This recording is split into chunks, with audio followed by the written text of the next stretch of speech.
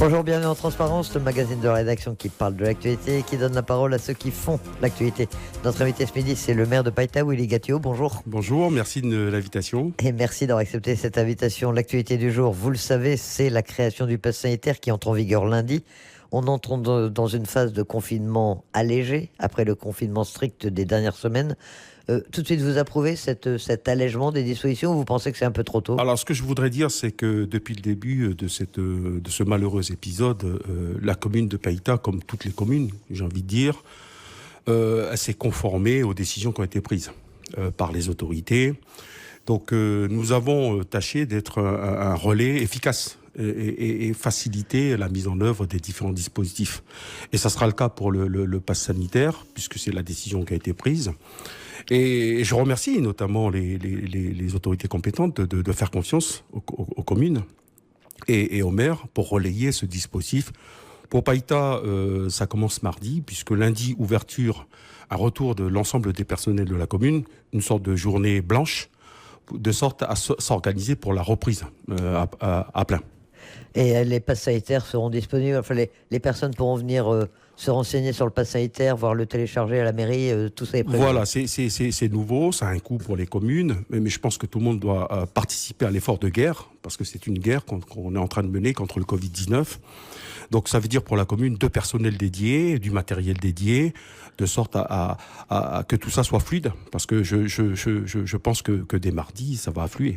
Alors justement, votre commune a été durement frappée par la crise sanitaire, notamment on a relevé le taux d'incidence, vous étiez les premiers, là ça a un peu baissé, vous êtes les deuxièmes maintenant, mais hier c'était 610, alors que c'est 452 pour l'ensemble du territoire. Or, je ne sais pas si on peut avoir cette approche-là, on peut, comme on pourrait l'avoir sur le top 50 de la chanson, mais c'est pas ce qui m'intéresse. Ce qui m'intéresse, avec mon équipe, c'est préserver l'intégrité de nos administrés.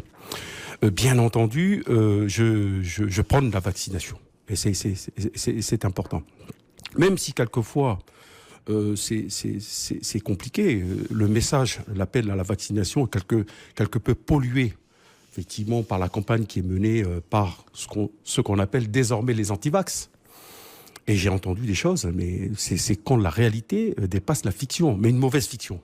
Je dis ça parce que j'adore la fiction. On a lu beaucoup de choses sur les réseaux sociaux aussi. Ah non, mais c'est des vecteurs. Ça, c'est viral. C'est viral, c'est qu'à de le dire. Alors moi, j'ai jamais eu ma langue dans la poche.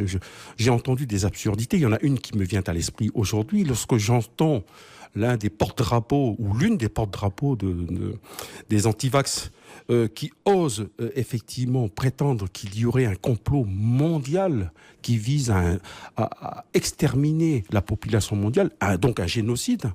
L'objectif serait de ramener la population mondiale à 500 millions d'êtres humains. À l'inverse, ça veut dire quoi ? Que ce génocide viserait à exterminer 6,5 milliards. Mais quel imbécile peut entendre de telles âneries ? Vous savez, on a connu diabète. Vous et moi, on a suffisamment d'expérience pour nous rappeler que le monde a connu, la société, et même la société calédonienne, a connu ce genre d'épisode, ce genre de débat autour des questions essentielles. On se rappelle sur l'interruption volontaire de grossesse, on se rappelle plus récemment sur le mariage pour tous. C'est toujours des moments, des sujets sur lesquels certains, estiment parce qu'il y a toujours une révolution à mener et qu'ils en seraient les héros. Alors à cela, je dis de manière très très claire, les seuls héros que je connaisse au moment où je vous parle, ce sont nos médecins, nos aides-soignants, nos infirmiers et tous ceux qui de près et de loin œuvrent effectivement pour préserver la santé des Calédoniens. 185 morts, faut le dire. Et je le dis avec beaucoup de retenue parce que je n'oublie pas la douleur des 185 familles qui ont perdu l'un des leurs. Sur les 185, 175 n'étaient pas vaccinés. Que faut-il de plus pour que les Calédoniens le comprennent ? Moi, en tous les cas, à défaut d'être entendu au niveau du territoire, j'aimerais que mes administrés m'entendent. Voilà. Sur votre commune, il y a eu beaucoup de cas de Covid, il y a eu beaucoup de décès ? 6. Beaucoup trop. C'est beaucoup trop. C'est beaucoup trop. Et donc, je le dis de manière très très claire. Le chiffre, les mauvais chiffres de Païta, il faut appeler un chat et chat, il faut l'expliquer. Nous avons sur Païta une forte communauté. C'est bien la première fois que je reconnais une communauté qui serait la communauté océanienne. Vous comprenez, océanienne, ce sont les Kanaks ou les Mélanésiens, c'est selon les uns et les autres, et les Wallisiens et les Futuniens. Pour moi, les raisons, elles résident aussi. Je ne vais pas parler ici d'échec de politique publique en matière de logement. Je dis simplement qu'il y a un souci, effectivement, dans le mode de vie de certaines communautés. Vous savez, je le dis, d'autant plus que je suis moi-même océanien et wallisien en l'occurrence. Nous, on aime la famille, la dimension familiale dans ces communautés-là est beaucoup plus importante que dans d'autres communautés. On aime vivre les uns avec les autres. Et ça se traduit, mais concrètement. Effectivement, ça peut être le drame à Païta, et c'est l'un de mes objectifs, c'est donc la décohabitation. Parce qu'aujourd'hui, il n'est pas rare à Païta, et dans ces communautés en particulier, d'avoir une forte cohabitation. Il n'est pas rare, donc, de retrouver dans un seul foyer 3 générations. Et je pense que c'est ça qui favorise la transmission. Qui a favorisé la contamination très rapide voilà. et plus importante. Voilà, après, je ne vous parle pas des aspects religieux. Dieu n'a pas sa place en politique, comme on dit. Bien que je ne fasse pas de politique sur ce sujet-là, c'est que il faut se rappeler, si toutefois c'était un frein, que le pape François a appelé à la vaccination en disant que c'était un geste d'amour. D'ailleurs, très récemment, Elisabeth, j'ai dû mener une conférence de presse pour appeler une nouvelle fois les administrés des Païta à aller se faire vacciner. À mes côtés étaient présents les autorités coutumières, quelles qu'elles soient, mais aussi le prêtre de la paroisse de Païta, ainsi que le docteur Manchotte, qui est la responsable du CMS de Païta. Justement, le taux de vaccination, c'est quoi? Parce que c'est aussi peut-être une raison de la violence de l'épidémie dans votre commune, c'est qu'il n'y a pas assez de vaccinés? Oui, mais je crois que cette règle s'applique à l'ensemble du territoire, c'est-à-dire l'objectif que l'on s'est fixé, qui est l'immunité collective. Mais au-delà de ça, moi, ce que je voudrais dire aux administrés de Païta, et si je peux être entendu aux citoyens de manière générale, aux citoyens calédoniens, protéger les siens, protéger ceux qu'on aime, c'est se protéger soi-même. Donc c'est important. Alors, petite anecdote, parce que autour de moi, j'ai aussi des anti-vax. Même mes meilleurs amis d'enfance. Je me souviens que l'un d'entre eux me disait, mais tu verras, Willy, dans 20 ans, on découvrira que ce vaccin est finalement un poison. Dans 20 ans. Les 185 qui ont perdu la vie à cause du Covid, ils ne les verront pas ces 20 années. Voilà, c'est tout. C'est tout ce que j'ai à dire. Et si, permettez-moi de terminer sur le sujet, si on commence à s'interroger sur tout ce qu'on pouvait ingérer au quotidien, mais on serait terrassé tout de suite. Il y a eu assez de vaccinodromes dans votre commune. Vous avez installé ça, vous avez mis en place des campagnes de communication en faveur de la vaccination? Alors, il faut le dire, parce que les autorités concernées et compétentes, je parle de la DAS, de la DEPAS, de la province, se sont vraiment démenées sur l'ensemble du territoire. Et à Païta, il y a un vaccinodrome qui est ouvert depuis maintenant quasiment 3 semaines, voire 4 semaines. Bon, qui va se fermer dimanche, puisqu'il sera délocalisé au centre médical provincial de Païta. Il y a eu une campagne il y a 1 semaine sur une journée de vaccination. Bon, je peux simplement regretter qu'il n'y ait pas, un afflux de citoyens désireux de se faire vacciner, mais le peu de premières injections qui ont pu être effectuées ce jour-là, je considère qu'une injection, c'est une victoire. Depuis le 6 septembre, de toute façon, dans votre commune comme ailleurs, il y a une flambée des vaccinations. Enfin, les gens, sont venus se faire vacciner. Quand même. Voilà, donc on le sait, je veux rappeler ici, l'indicateur le plus important, c'est le taux d'incidence. Je rappelle, et je suis très content, je salue effectivement cet effort des administrés de Païta, parce qu'il y a moins d'1 semaine, on était à 1200. Sur le taux d'incidence. Aujourd'hui, on est à un peu plus de 600. Donc, je les félicite pour ça. Je les remercie pour les autres. Voilà. Donc, y compris pour ceux qui ne souhaitent pas se faire vacciner. Et cette position anti-vaccin que vous dénoncez, vous la retrouvez dans toutes les communautés de la commune? Oui. Ou c'est plus océanien, là aussi? Oui, c'est aussi viral que le virus lui-même, que le Covid-19. C'est-à-dire que voilà, mais vous savez, ces combats-là, ces faux combats-là ont toujours des meneurs. Voilà, c'est ça le danger. Des gens qui sont en lévitation, J'ai l'impression qu'ils sont en lévitation et qui profitent de ce moment alors qu'il y a 185 des nôtres qui ont perdu la vie. Ils profitent de ces moments-là pour dire les choses en clair, pour se faire un nom, voilà, ou peut-être pour y déverser toutes leurs insatisfactions, leur colère contre ce qu'on pourrait appeler le système, voilà.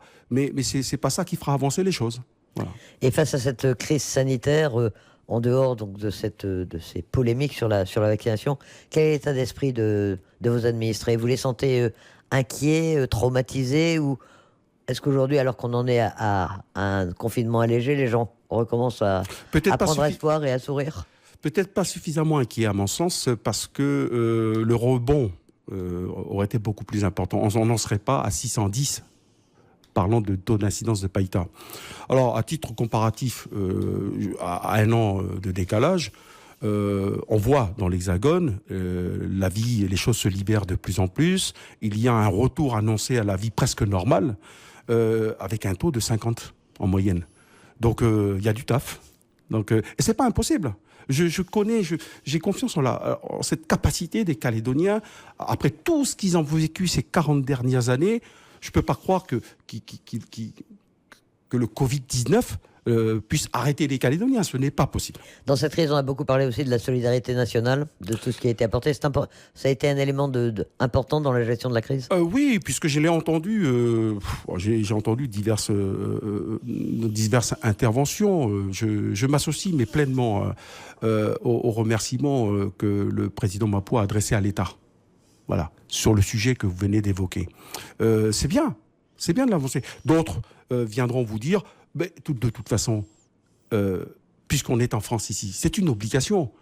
Alors moi, à cela, je dis que l'État, pour la Nouvelle-Calédonie, est allé au-delà de ses obligations. Mais, je suis d'accord de dire que c'est des obligations. C'est bien parce qu'on est territoire français. Comment s'est organisée la commune pendant le confinement? Vous y faisiez allusion tout à l'heure, vous avez dû tout fermer, tout le monde était chez soi, ou il y a un certain nombre de services qui ont pu continuer à fonctionner? Alors, pour moi, l'objectif premier, au début de cette crise, lorsque les premiers cas ont été déclarés, il fallait absolument rompre la courroie de transmission. Voilà. Donc, du Covid. Hein.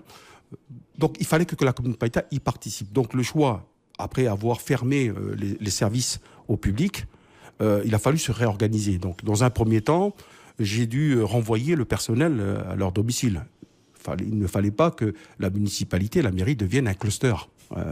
Donc voilà, il fallait participer à cet effort-là. Et au fil des jours, on s'est organisé pour maintenir la continuité du service public communal.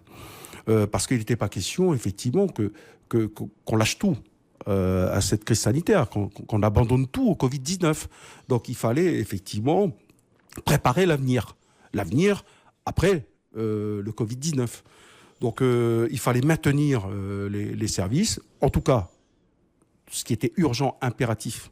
Je pense notamment veiller à ce que les entreprises qui ont continué à travailler puissent être payés en temps et en heure, parce qu'il ne faudrait pas qu'à la crise sanitaire s'ajoute une nouvelle crise économique, même alors que la période est déjà compliquée. Donc c'est vraiment ce souci-là, et répondre aux demandes des administrés. Et pour cela, on a mis un numéro à disposition des administrés qui n'ont pas cessé d'appeler, soit pour le Covid-19, pour ceux qui étaient inquiets. Et c'était le rôle, et c'est le rôle de la municipalité. Et bon, aujourd'hui, avec les dernières décisions, donc on va se libérer un peu plus. Je l'ai expliqué tout à l'heure. Donc un retour du personnel lundi et du public mardi. Votre personnel est vacciné? C'est une obligation de toute façon pour le personnel des mairies? Alors j'arrive toujours pas à saisir les périmètres de ce qui est l'obligation. C'est compliqué. C'est obligatoire ou pas? Voilà. Je dis ça et je dis rien. C'est compliqué. Je le dis d'autant plus que pour l'employeur que je suis, c'est compliqué. Parce qu'il y a un souci d'équité entre les personnels. Vous savez, dans la crise, pour revenir sur la précédente question, renvoyer le personnel à la maison pour éviter la chaîne de transmission, Mais ils ne sont pas tous égaux devant les droits au congé. Il y a ceux qui ont plus droit au congé, ceux qui en ont encore. Donc il a fallu effectivement que je puisse user d'un dispositif qui est à ma discrétion, c'est les congés exceptionnels. Mais on est arrivé au bout des congés exceptionnels. Comment on essaye de trouver... à quel endroit on met le curseur pour tout ça, quoi. Oui, c'est une gestion qui doit se faire un peu au jour le jour et en improvisant ou en innovant à chaque fois, à chaque étape du processus. Concrètement, en revanche, est-ce que cette période de confinement, et c'est le deuxième confinement dans l'année, est-ce que ça fait prendre du retard à vos grands chantiers, notamment on pense à tous les travaux routiers que vous aviez, vous vouliez entamer ou que vous aviez déjà lancé pour certains entamé, réceptionné, en cours et à venir. Donc c'est ce que je disais précédemment. Il était essentiel pour moi que les services de la municipalité s'organisent pour assurer cette continuité du service public. Et comme je le disais tout à l'heure, il n'était pas question pour moi de tout laisser au Covid-19. Donc, on a maintenu la continuité, les travaux qui sont en cours, et je sais que je suis très attendu par les administrés sur les questions de route. Voilà. C'était l'un des éléments de votre programme de campagne. Voilà, un des éléments de la campagne, ce sont des engagements, et je le redis aujourd'hui, à 1 an et demi de mandat, je tiendrai ces engagements. D'ailleurs, tous les secteurs ne seront pas en reste. Quelques exemples, du côté de la Tamoie, il y a un radier qui a été emporté par les intempéries. Les travaux vont démarrer ce mois-ci pour un volume de 14 millions. Et des opérations comme ça, il y en a partout, au Montmont, quelques-unes sur la route de la Baie de Taureau. Cette route qui est difficile à pratiquer, dès lors qu'il y a des précipitations. Donc il s'agit sur certains tronçons de conforter la voie avec des enrochements et il y en a dans tous les secteurs. Là récemment on vient de livrer effectivement le revêtement de la route de la tribu de Saint-Laurent. Prochainement c'est sur la tribu de Ndé et de Nanyuni qu'on va intervenir. Donc voilà, puisque vous évoquiez les engagements que j'ai pris au municipal, je l'ai dit et je le redis aujourd'hui, je suis le maire de tous. Et pour tous. Donc voilà. On va vous parler du col de Katiramona aussi. Excusez-moi, oui, avant de venir sur le col de Katiramona, c'est peut-être la seule ombre au tableau, malheureusement. Mais vous savez, tout n'est pas dépendant de la volonté du maire, parce que la volonté, ma volonté, elle est intacte. Elle n'a qu'une seule limite, deux, je dirais, la compétence, voilà, et budgétaire. Voilà. Alors, j'ai oublié de rappeler quand même des travaux importants. Je ne l'ai pas dit, on vient de livrer le lotissement Bernard, je l'ai dit, la tribu de Saint-Laurent. Là, très prochainement, c'est le tronçon entre Naya et Tiaré qui va être traité. Alors, parce que ça a mis 1 an, je parle de discussion, il y a un tronçon que les gens de Païta, et en l'occurrence, et en particulier ceux du littoral connaissent bien, c'est le tronçon de 2,7 km de la route dite Fournier. Une route qui a toujours existé, mais qui traverse une propriété privée. Donc, je suis arrivé au bout des discussions avec le propriétaire, et je l'en remercie. Donc, nous sommes en train, j'ai lancé les procédures pour en faire l'acquisition. Je parle d'acquisition foncière, permettant l'emprise d'une vraie route, qui sera enfin revêtu, et bien sûr que j'ai le budget pour ce faire. Alors, on va même plus loin. Donc, ce que je dis là ne concerne pas que l'emprise foncière nécessaire à la route. C'est toute la partie côté mer de la propriété, à un peu plus de 20 hectares, que la commune va acquérir. Pour l'aménager de quelle manière ? Pour l'aménager, je sais, depuis toujours, les administrés, en général de Païta, et en particulier ceux de la zone, nous réclament une mise à l'eau digne de ce nom. Voilà. Il y a suffisamment d'espace et le terrain s'y prête bien. On pourrait s'y organiser, effectivement, parce qu'il faut que ces espaces-là soient rendus accessibles au public. Un accès à la mer. Voilà. Alors donc, Katiramona, il faut en parler quand même. Donc c'est l'éboulement qui s'est produit en février à l'occasion d'un cyclone qui avait entraîné la fermeture de la route. Après ça, il y avait eu un différend sur le paiement, le financement, la prise en charge des travaux. Vous en êtes où là aujourd'hui ? Alors voilà une affaire qui initialement était simple, ma chère Elisabeth. Elle était simple, mais assez compliquée. Alors je ne sais pas, c'est peut-être comment dire, une caractéristique que que nous avons en Calédonie. Ce qui est simple ailleurs est compliqué en Calédonie. Et cette affaire-là en est un exemple. Je vais vous le dire de manière très très claire. Cette affaire-là aura traversé 2 gouvernements. Voilà. On en est à 7 mois. Double peine pour les 300 familles qui sont isolées, pour pas dire confinées, et donc isolées de leur commune et de ses services. J'ai eu, parce que c'est le meilleur exemple que l'on peut donner. Vous savez, quand un gamin qui habite dans ce secteur impacté, qui avant février de cette année, il y a 7 mois donc, mettait 5 minutes pour rejoindre son école, et qu'aujourd'hui il en met 45, mais comment on peut accepter une telle situation? Alors je rappelle sur cette affaire-là, j'ai suffisamment parlé de cette affaire-là. Alors pourquoi je dis que c'est compliqué? Parce que ce terrain-là, et je l'ai dit d'ailleurs, on n'a jamais su dans cette affaire-là sortir des petits papiers. Voilà. C'est devenu une affaire juridique. Juridique, pourquoi je dis juridique? Parce que malgré mes recommandations, sans prétention aucune, faites au 16e gouvernement, je tiens à le préciser parce qu'il faut rendre à César ce qui appartient à César, je leur ai dit que cette affaire-là pouvait se régler par la simple volonté des uns et des autres. Voilà. Et il ne s'est jamais rien passé. On m'a promis des choses. Le maire, de toute façon, il est responsable de tous les maux de la société. Si les 300 familles chassent un responsable, c'est moi qui dois venir chercher. Et j'assumerai. Sauf que moi, on m'a fait des promesses, on a pris des engagements qui ne sont pas, au moment où je vous parle, toujours tenus. Je ne désespère pas. Le 17e gouvernement a pris des engagements, lui, à son tour ou... Alors, j'ai envie de croire. Parce que, comme ce n'est pas ma compétence, je le rappelle, on parle là de la RT1. Comment peut-on croire que la RT1 soit de la compétence de la commune? Il faut que les 32 autres maires l'entendent, ça. C'est une affaire qui les concerne. Je ne voudrais pas être responsable d'une jurisprudence en la matière. Voilà, parce qu'on essaye effectivement de m'expliquer qu'il faut un acte juridique, sans rentrer dans la technique, c'est-à-dire il faut que le maire, puisque le péril est grave et imminent, ça fait 7 mois quand même, hein, il faut que le maire prenne ce qu'on appelle un arrêté.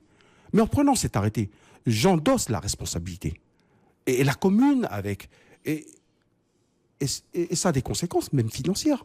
Les travaux sont estimés à 954 millions. Voilà. Et pour l'instant, rien de neuf, enfin ça n'avance pas, le chantier n'avance pas. Alors j'ai quelques informations, et d'ailleurs j'en profite pour le remercier. Peut-être ce serait une façon d'équilibrer, pour faire le lien avec le premier sujet que nous avons évoqué, les antivax. Je ne sais pas si vous êtes au courant, Elisabeth, ça fait l'objet d'une vidéo qui a circulé. Certains sont allés même présenter une coutume de départ au commissaire. Donc je dis au commissaire, non, vous restez là. Parce que pourquoi je lui dis que je suis content qu'il soit là? Parce que sur cette affaire qu'on évoque à cet instant, le haut commissaire en a discuté avec le président du gouvernement. Voilà.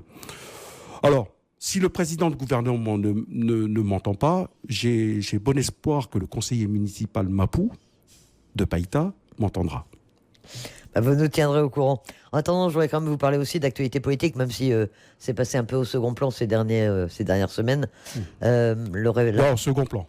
La date du référendum approche, 12 décembre. Alors, est-ce qu'il faut le reporter en raison de la crise sanitaire ou est-ce qu'il faut maintenir cette date du 12 décembre? Alors, qu'est-ce que vous en pensez? Le ministre des Outre-mer a parfaitement résumé lorsque je l'ai entendu dire sur vos antennes qu'une élection doit se tenir à l'heure dite. Voilà. Alors, peut-être qu'en disant ça, ça ne suffira pas, mais pour ce qui me concerne, je tiens à rappeler ici quand même l'histoire, puisqu'on est très attaché à l'histoire ici. Il y a 20 ans, 74% des Calédoniens se sont exprimés sur l'accord Nouméa. 72%. Il y a plus de 20 ans même. Voilà, il y a plus de 20 ans. 72% d'entre eux ont adopté l'accord Nouméa. Et de fait, l'accord Nouméa, c'est aussi ce que j'ai appelé, je reprends mes propos, je dis pas, j'ai pas de discours. Je reprends les propos que j'ai eu à tenir devant le Premier ministre lors de notre passage à Paris.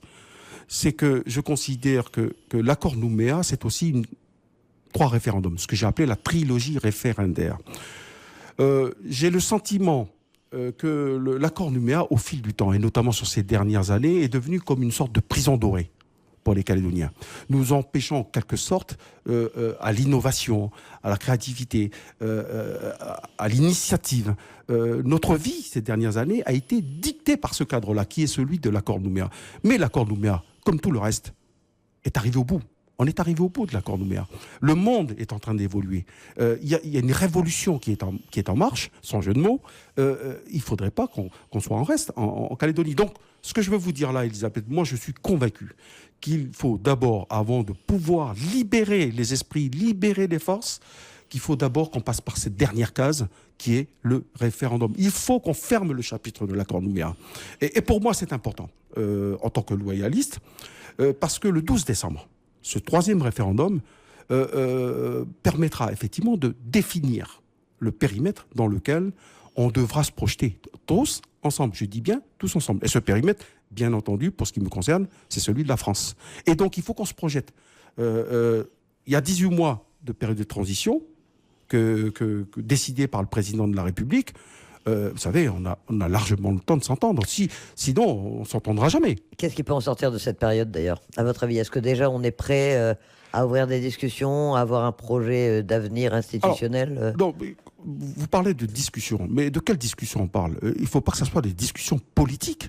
Il ne faudra pas tourner en rond à ce moment-là. Il faut aussi qu'on parle de politique publique. Voilà, parce que la politique publique, les politiques publiques ont quelque peu été, éteintes, parce que j'ai le sentiment qu'on a passé notre temps à nous opposer. Voilà. D'ailleurs, j'ai entendu certains collègues loyalistes dire qu'ils sont contre un référendum binaire. Effectivement, mais c'est le propre d'un référendum. Voilà, il y a des pour, il y a des contre. Donc ça ne changera rien. Et dire ça ne fait pas avancer les choses. Moi, je le dis de manière très très claire. Il faut effectivement qu'on détermine le périmètre dans lequel on doit se projeter ensemble et construire l'avenir pour nos enfants durant ces 18 mois qui vont s'ouvrir après le référendum, c'est-à-dire à partir du 13. Et je le redis, ce périmètre-là qui sera défini au soir du référendum, pour moi, je souhaite que ça soit dans la France. S'il fallait quelques exemples pour montrer que notre seule volonté ne suffisait pas.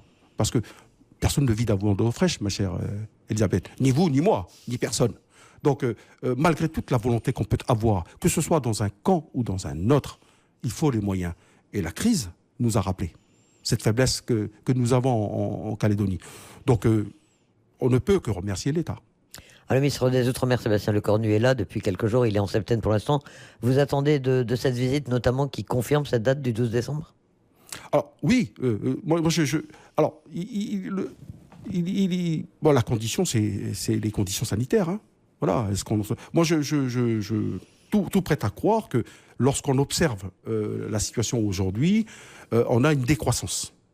C'était l'exemple de Païta, mais de manière générale, nous assistons à une décroissance, effectivement, s'agissant du taux d'incidence. Donc on peut penser que très raisonnablement qu'en décembre, on sera dans une meilleure situation. On est déjà dans une période annoncée de déconfinement. Alors que les citoyens... Confinement adapté, pas déconfinement. Oui, adapté, mais quand on voit effectivement les dernières décisions prises par le gouvernement, si les citoyens peuvent se côtoyer dans certains commerces, ils peuvent très bien se côtoyer dans les bureaux de vote. Et j'oublie pas que l'État l'a dit par la voix du haut-commissaire qu'ils sont fin prêts. Alors moi, je réponds à ça, que nous, à la commune de Païta, on est fin prêts. Voilà. Vous y faisiez allusion, vous étiez présent à Paris lors des entretiens à Matignon et Riodino. Qu'est-ce que vous avez retenu de cette séquence? Et notamment, on a beaucoup parlé du document sur le oui et sur les conséquences du oui et du non préparé par l'État. C'est un document utile? Bien sûr que c'est un document utile, et pas que pour les partisans du non. J'ai même envie de vous dire, Elisabeth, qu'il sera beaucoup plus utile aux partisans du oui. Oui, ils ont dit que c'était un document de propagande un peu. Les élus ont dit ça. Mais moi, je m'adresse aux électeurs du oui. Excusez-moi, mais là, je ne m'adresse pas aux élus du oui, je m'adresse aux électeurs du oui. Lorsqu'on prend le temps de parcourir ce document, voire même de le lire avec attention, ceux qui ont pu le découvrir auront noté que chaque thématique traitée est suivie d'une série de questions. Donc l'invitation que je lance aux électeurs du oui, aux électeurs du oui. C'est de poser ces questions-là à ceux qui les représentent. Alors, en disant ça, Elisabeth, je ne suis pas dans une opposition bête et méchante. Je suis loyaliste, non pas pour m'opposer aux indépendantistes. C'est pas ça qui m'intéresse. Je suis loyaliste parce que je suis convaincu que c'est le mieux pour les Calédoniens, quel qu'il soit. Quel qu'il soit. La crise sanitaire nous l'a rappelé encore une fois.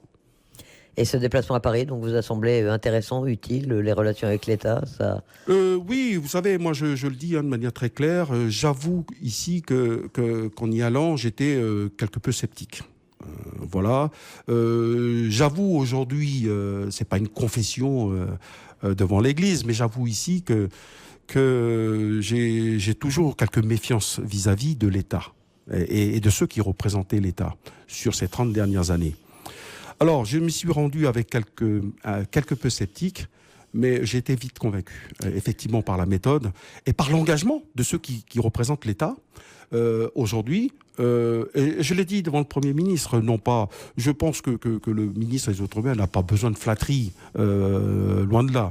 C'est que j'ai le sentiment, depuis quelque temps, d'avoir affaire que le dossier calédonien est porté par un ministre des Outre-mer. Voilà.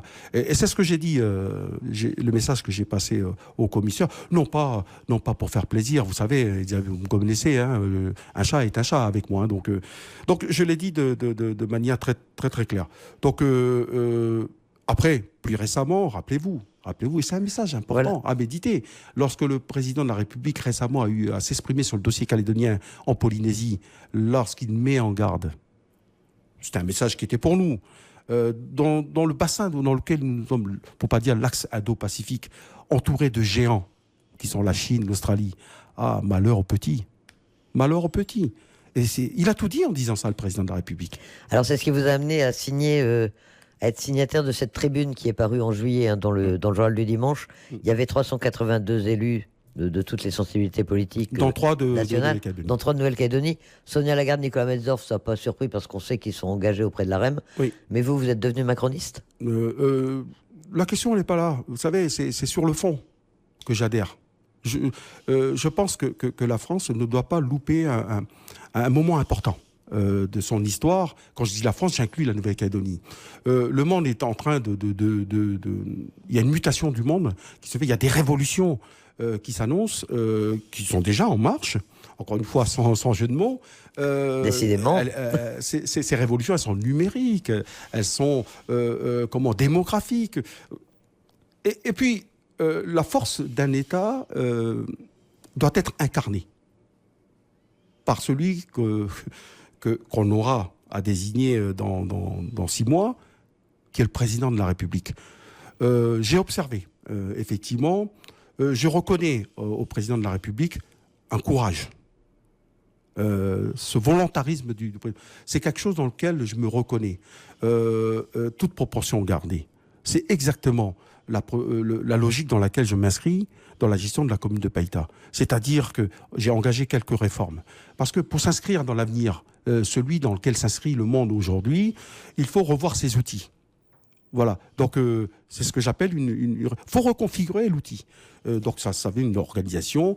Et parce que je pense, vous savez, Elisabeth, de la simplicité de l'action naît l'efficacité. Vous allez le soutenir dans la perspective de la présidentielle ou c'est encore trop tôt ? C'est dans 6 mois. Si j'ai signé cette tribune, c'est bien pour le soutenir. C'est bien pour le soutenir. Non, moi je suis pas, j'ai jamais été dans l'ambiguïté. C'est mûrement réfléchi. Voilà, c'est une conviction qui est la mienne et je l'ai exprimée à l'occasion de cette tribune. Sans adhérer à la REM ? Pour l'instant, non. Voilà. Là aussi, vous vous tiendrez au courant. Willy Gatio, maire de Païta, merci d'avoir accepté notre invitation. Merci à vous, merci beaucoup. Un magazine Transparence qui sera rediffusé dimanche soir, juste après notre édition de 17h45. Il sera aussi disponible en audio et en vidéo sur le site internet de Radio Rythme Bleu. Votre prochain rendez-vous d'information, c'est à 13h. Passez une excellente après-midi.